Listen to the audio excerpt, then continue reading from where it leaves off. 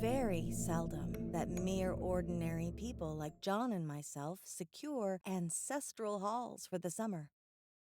A colonial mansion, a hereditary estate, I would say a haunted house, and reach the height of romantic felicity, but that would be asking too much of fate. Still, I will proudly declare that there is something queer about it. Else, why should it be let so cheaply? And why have stood so long untenanted? John laughs at me, of course, but one expects that in marriage. John is practical in the extreme. He has no patience with faith, an intense horror of superstition, and he scoffs openly at any talk of things not to be felt and seen and put down in figures. John is a physician, and perhaps, I would not say it to a living soul, of course, but this is dead paper and a great relief to my mind, perhaps that is one reason I do not get well faster. You see, he does not believe I am sick. And what can one do? If a physician of high standing and one's own husband assures friends and relatives that there is really nothing the matter with one but temporary nervous depression, a slight hysterical tendency, what is one to do? My brother is also a physician and also of high standing, and he says the same thing. So, I take phosphates or phosphites, whichever it is, and tonics, and journeys, and air, and exercise, and am absolutely forbidden to work until I am well again. Personally, I disagree with their ideas. Personally, I believe that congenial work with excitement and change would do me good. But what is one to do? I did write for a while in spite of them, but it does exhaust me a good deal, having to be so sly about it or else meet with heavy opposition. I sometimes fancy that in my condition, if I had less opposition and more society and stimulus, but John says the worst thing I can do is to think about my condition, and I confess it always makes me feel bad. So I will let it alone and talk about the house. The most beautiful place. It is quite alone, standing well back from the road, quite 3 miles from the village. It makes me think of English places that you read about, for there are hedges and walls and gates that lock, and lots of separate little houses for the gardeners and people. There is a delicious garden. I never saw such a garden, large and shady, full of box-bordered paths and lined with long, grape-covered arbors with seats under them. There were greenhouses, too, but they are all broken now. There was some legal trouble, I believe, something about the heirs and co-heirs. Anyhow, the place has been empty for years. That spoils my ghostliness, I'm afraid, but I don't care. There is something strange about the house. I can feel it. I even said so to John one moonlit evening. But he said what I felt was a draft and shut the window. I get unreasonably angry with John sometimes. I'm sure I never used to be so sensitive. I think it is due to this nervous condition. But John says if I feel so, I shall neglect proper self-control. So I take pains to control myself. Before him, at least. And that makes me very tired. I don't like our room a bit. I wanted one downstairs that opened on the piazza and had roses all over the window and such pretty old-fashioned chintz hangings. But John would not hear of it. He said there was only one window and not room for 2 beds, and no near room for him if he took another. He is very careful and loving, and hardly lets me stir without special direction. I have a scheduled prescription for each hour in the day. He takes all care from me, and so I feel basely ungrateful not to value it more. He said we came here solely on my account, that I was to have perfect rest and all the air I could get. Your exercise depends on your strength, my dear, said he, and your food somewhat on your appetite. But air you can absorb all the time. So we took the nursery at the top of the house. It is a big, airy room, the whole floor nearly, with windows that look always and air and sunshine galore. It was nursery first, and then playroom and gymnasium, I should judge, for the windows are barred for little children and there are rings and things in the walls. The paint and paper look as if a boys' school had used it. It is stripped off, the paper, in great patches all around the head of my bed, about as far as I can reach, and in a great place on the other side of the room low down. I never saw a worse paper in my life. One of those sprawling, flamboyant patterns committing every artistic sin. It is dull enough to confuse the eye in following, pronounced enough to constantly irritate and provoke study, and when you follow the lame, uncertain curves for a little distance, they suddenly commit suicide, plunge off at outrageous angles, destroy themselves in unheard-of contradictions. The color is repellent, almost revolting. A smoldering, unclean yellow, strangely faded by the slow-turning sunlight. It is a dull, yet lurid orange in some places, a sickly sulphur tint in others. No wonder the children hated it. I should hate it myself if I had to live in this room long. There comes John, and I must put this away. He hates to have me write a word. We have been here 2 weeks, and I haven't felt like writing before since that first day. I am sitting by the window now, up in this atrocious nursery, and there is nothing to hinder my writing as much as I please, save lack of strength.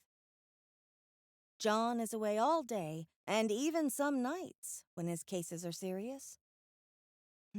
I am glad my case is not serious, but these nervous troubles are dreadfully depressing. John does not know how much I really suffer. He knows there is no reason to suffer, and that satisfies him. Of course it is only nervousness. It does weigh on me so not to do my duty in any way. I meant to be such a help to John, such a real rest and comfort, and here I am, a comparative burden already. Nobody would believe what an effort it is to do what little I am able, to dress and entertain and order things. It is fortunate Mary is so good with the baby, such a dear baby. And yet I cannot be with him. It makes me so nervous.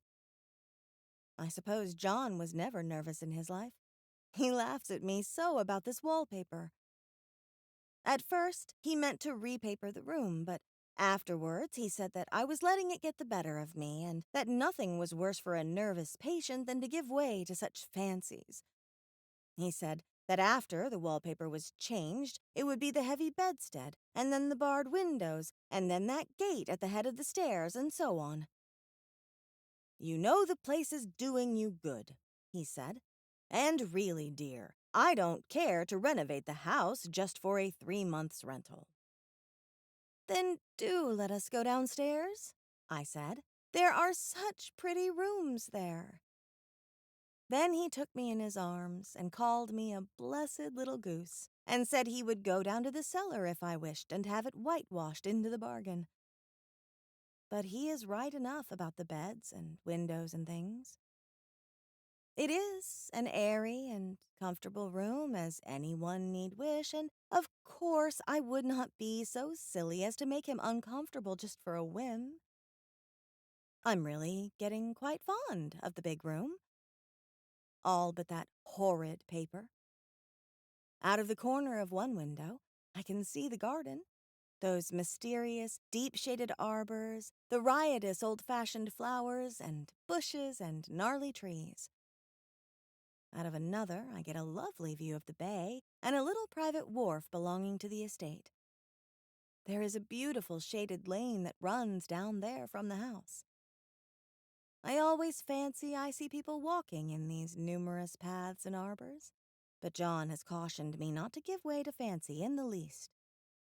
He says that with my imaginative power and habit of story-making, a nervous weakness like mine is sure to lead to all manner of excited fancies, and that I ought to use my will and good sense to check the tendency. So I try.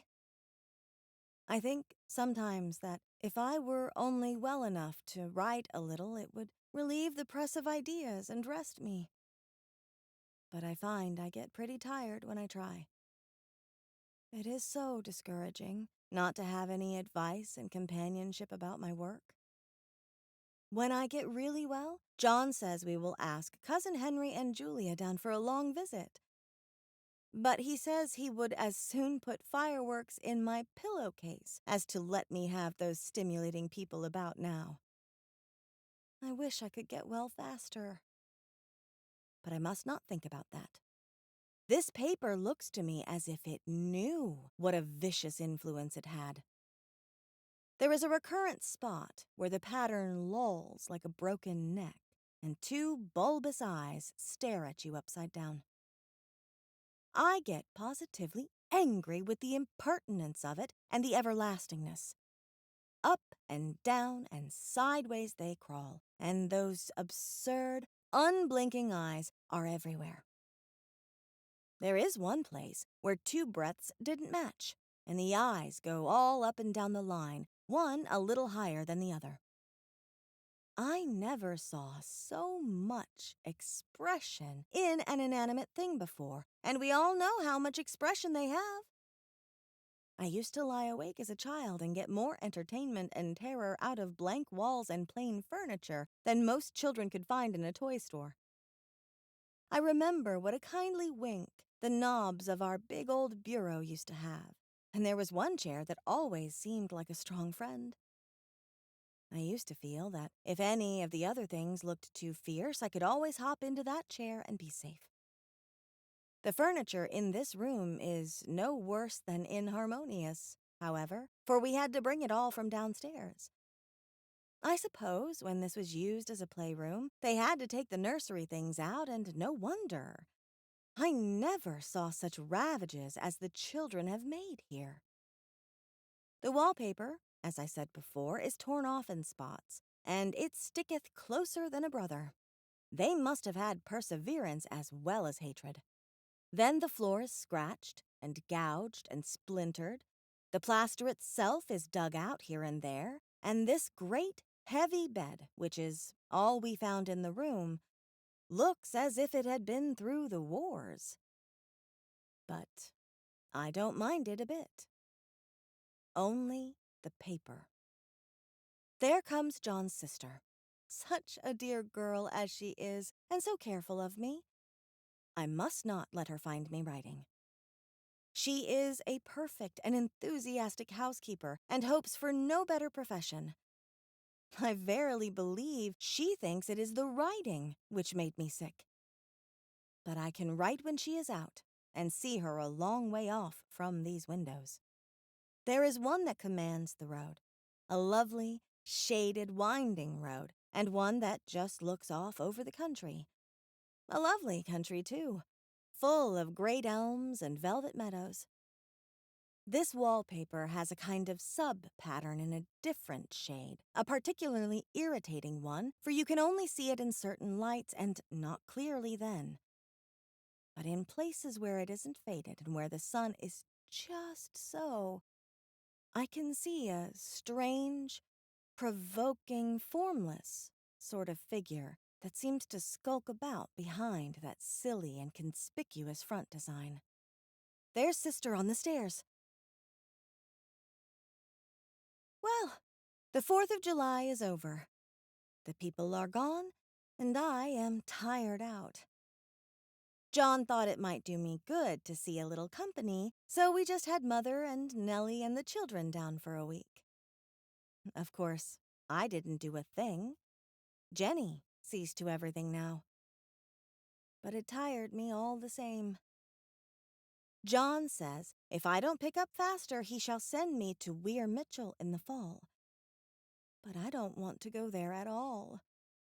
I had a friend who was in his hands once, and she says he is just like John and my brother, only more so. Besides, it is such an undertaking to go so far. I don't feel as if it was worthwhile to turn my hand over for anything, and I'm getting dreadfully fretful and querulous. I cry at nothing, and cry most of the time. Of course I don't when John is here or anybody else, but when I am alone.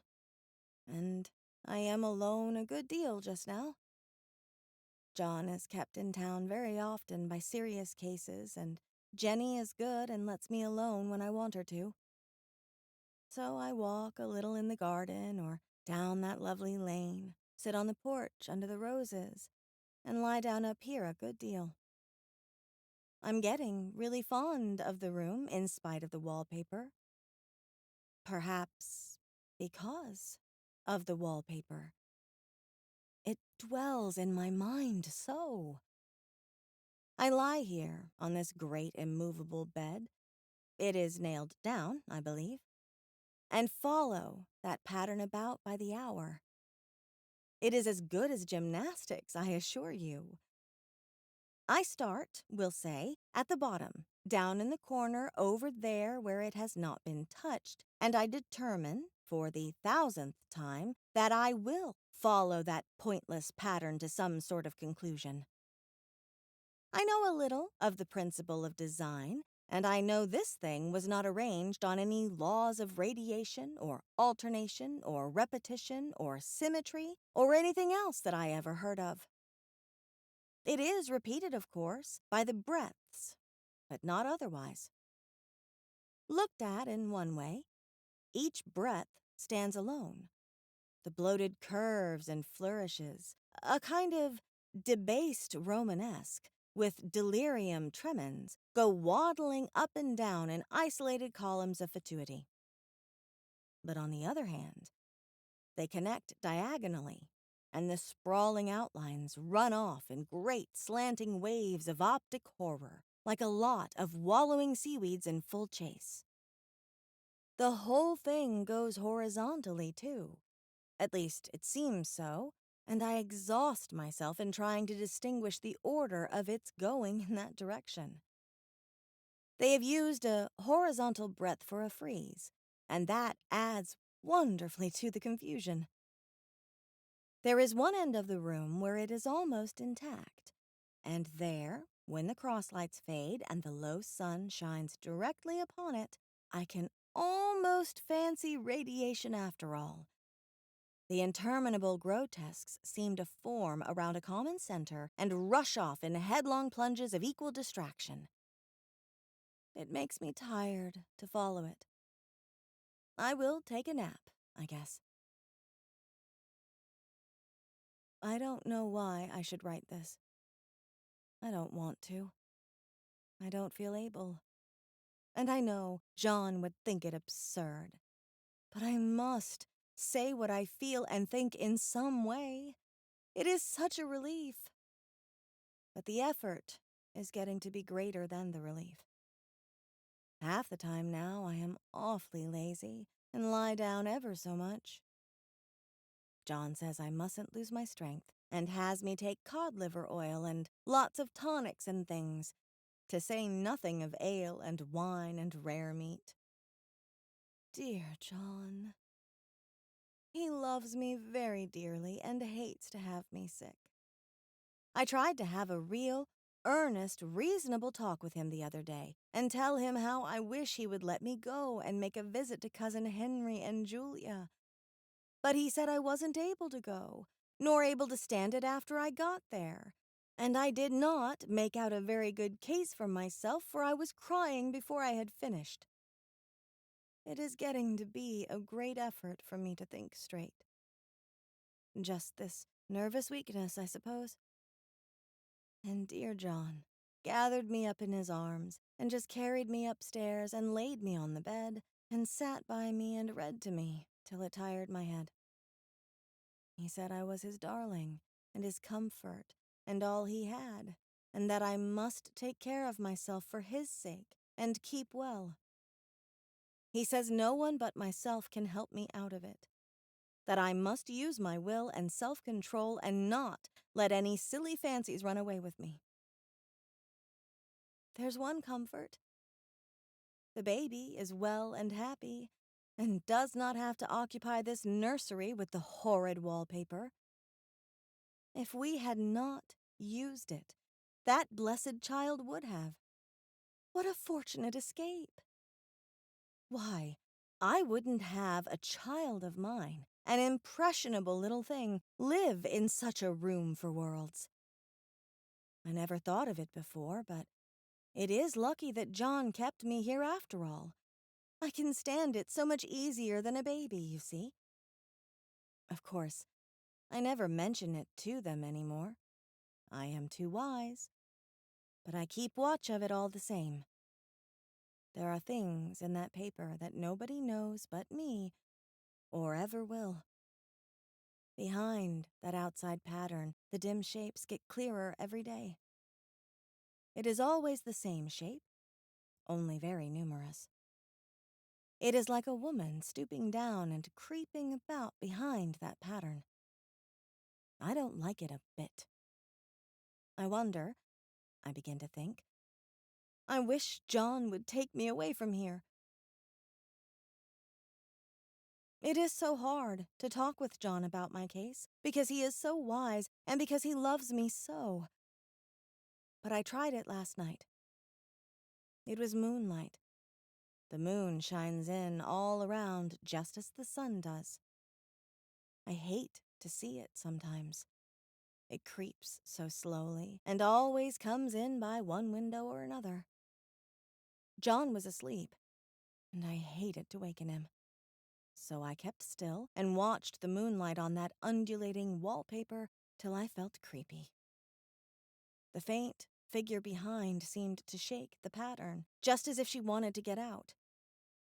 I got up softly and went to feel and see if the paper did move, and when I came back, John was awake. "What is it, little girl?" he said. "Don't go walking about like that. You'll get cold."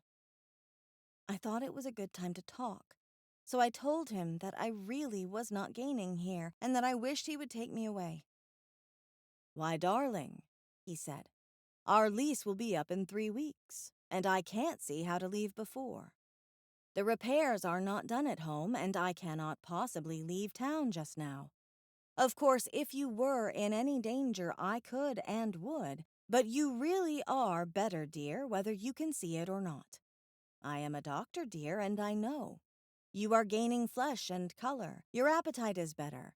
I feel really much easier about you." "I don't weigh a bit more," said I, "nor as much. And my appetite may be better in the evening when you are here, but it is worse in the morning when you are away."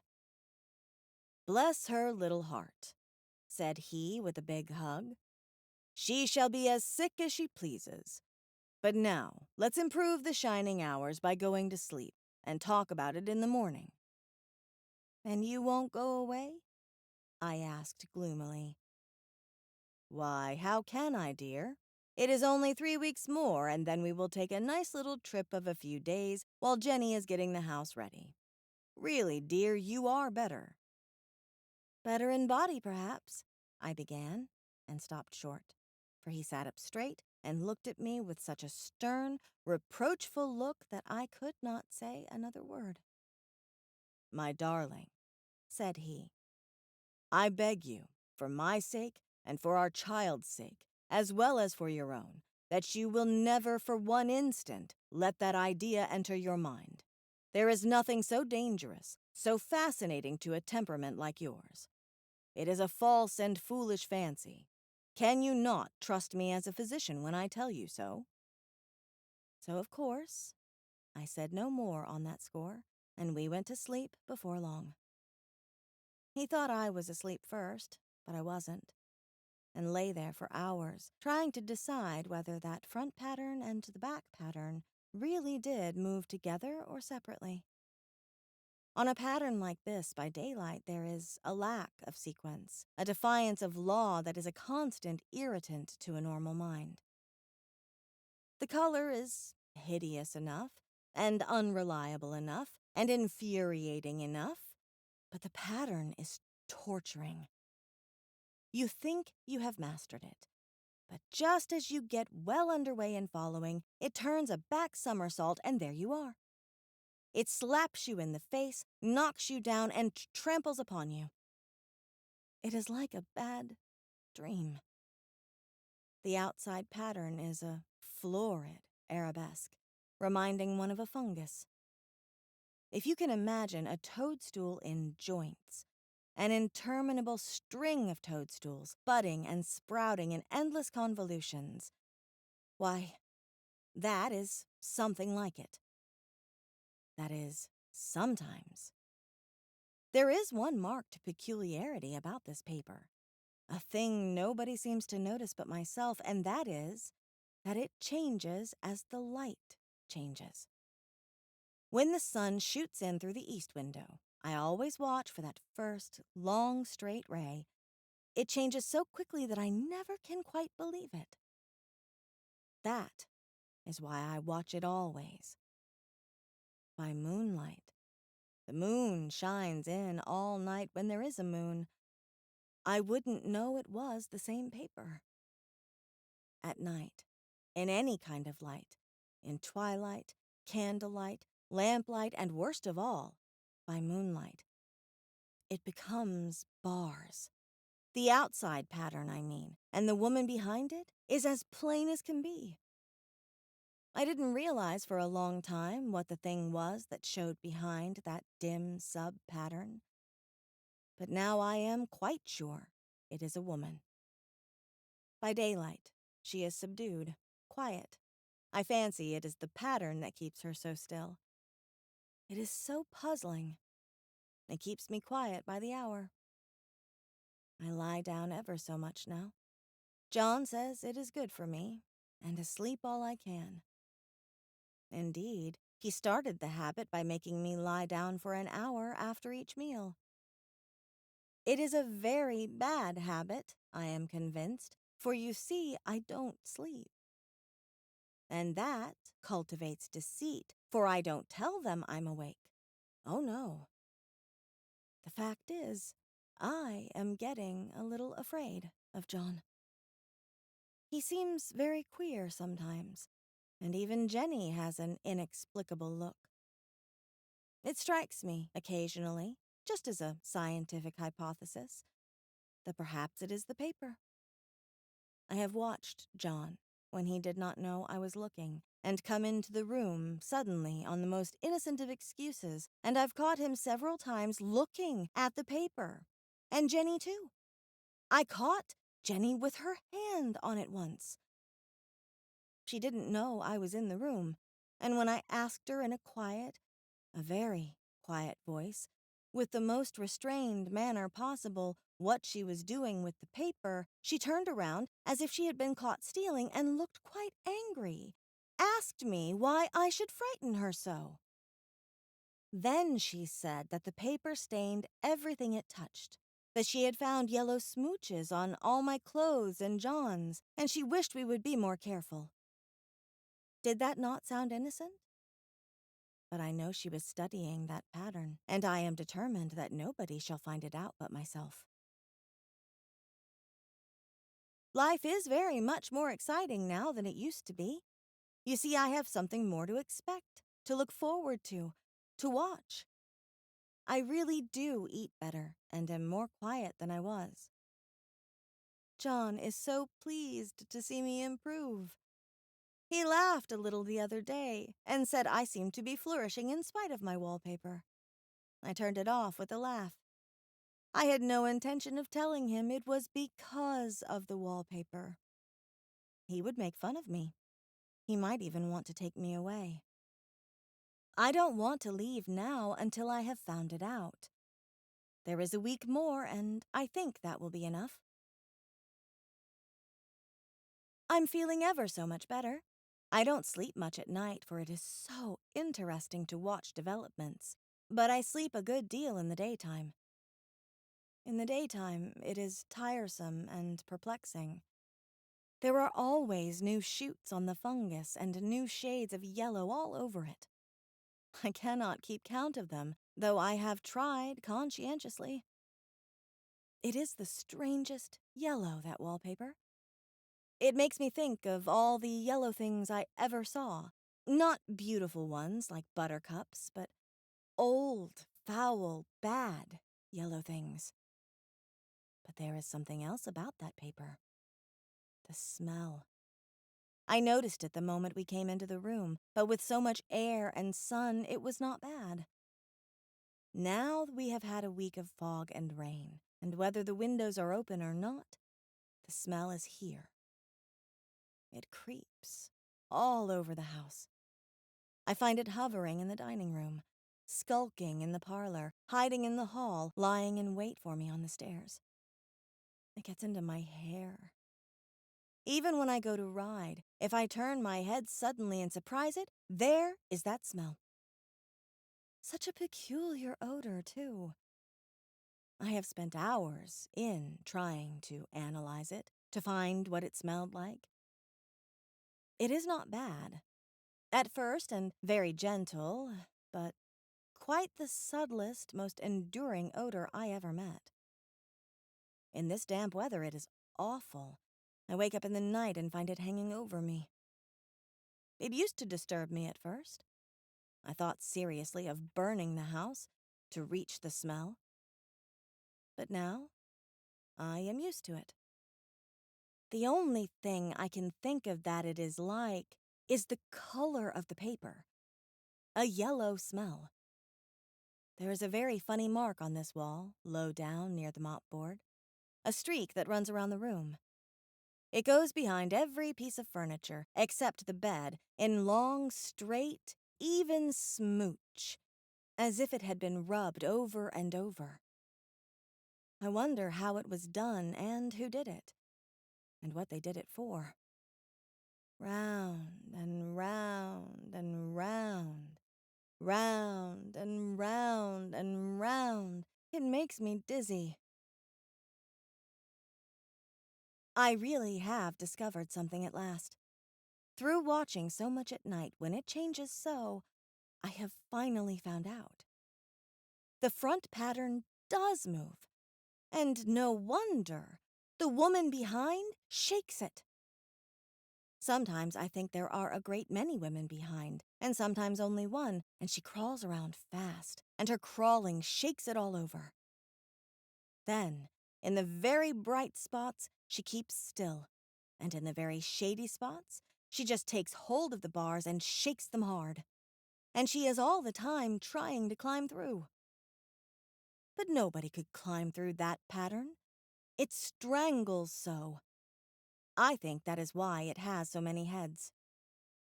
They get through, and then the pattern strangles them off and turns them upside down and makes their eyes white. If those heads were covered or taken off, it would not be half so bad. I think that woman gets out in the daytime, and I'll tell you why. Privately, I've seen her. I can see her out of every one of my windows. It is the same woman, I know, for she is always creeping, and most women do not creep by daylight. I see her on that long road under the trees, creeping along, and when a carriage comes, she hides under the blackberry vines. I don't blame her a bit. It must be very humiliating to be caught creeping by daylight. I always lock the door when I creep by daylight. I can't do it at night, for I know John would suspect something at once. And John is so queer now that I don't want to irritate him. I wish he would take another room. Besides, I don't want anybody to get that woman out at night but myself. I often wonder if I could see her out of all the windows at once. But, turn as fast as I can only see out of one at one time. And though I always see her, she may be able to creep faster than I can turn. I have watched her sometimes, away off in the open country, creeping as fast as a cloud shadow in a high wind. If only that top pattern could be gotten off from the under one. I mean to try it, little by little. I have found out another funny thing, but I shan't tell it this time. It does not do to trust people too much. There are only 2 more days to get this paper off, and I believe John is beginning to notice.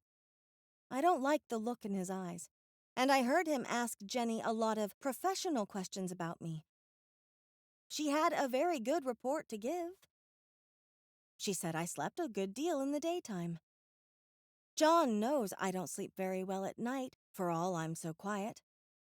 He asked me all sorts of questions, too, and pretended to be very loving and kind. As if I couldn't see through him. Still, I don't wonder he acts so, sleeping under this paper for 3 months. It only interests me, but I feel sure John and Jenny are secretly affected by it. Hurrah! This is the last day, but it is enough. John is to stay in town overnight and won't be out until this evening. Jenny wanted to sleep with me, the sly thing, but I told her I should undoubtedly rest better for a night all alone. That was clever, for really, I wasn't alone a bit. As soon as it was moonlight and that poor thing began to crawl and shake the pattern, I got up and ran to help her. I pulled and she shook. I shook and she pulled, and before morning, we had peeled off yards of that paper. A strip about as high as my head and half around the room. And then, when the sun came and that awful pattern began to laugh at me, I declared I would finish it today. We go away tomorrow, and they are moving all my furniture down again to leave things as they were before. Jenny looked at the wall in amazement, but I told her merrily that I did it out of pure spite at the vicious thing. She laughed and said she wouldn't mind doing it herself, but I must not get tired. How she betrayed herself that time. But I am here, and no person touches this paper but me. Not alive. She tried to get me out of the room. It was too patent. But I said it was so quiet and empty and clean now that I believed I would lie down again and sleep all I could, and not to wake me even for dinner. I would call when I woke. So now she is gone, and the servants are gone, and the things are gone, and there is nothing left but that great bedstead nailed down with the canvas mattress we found on it. We shall sleep downstairs tonight and take the boat home tomorrow.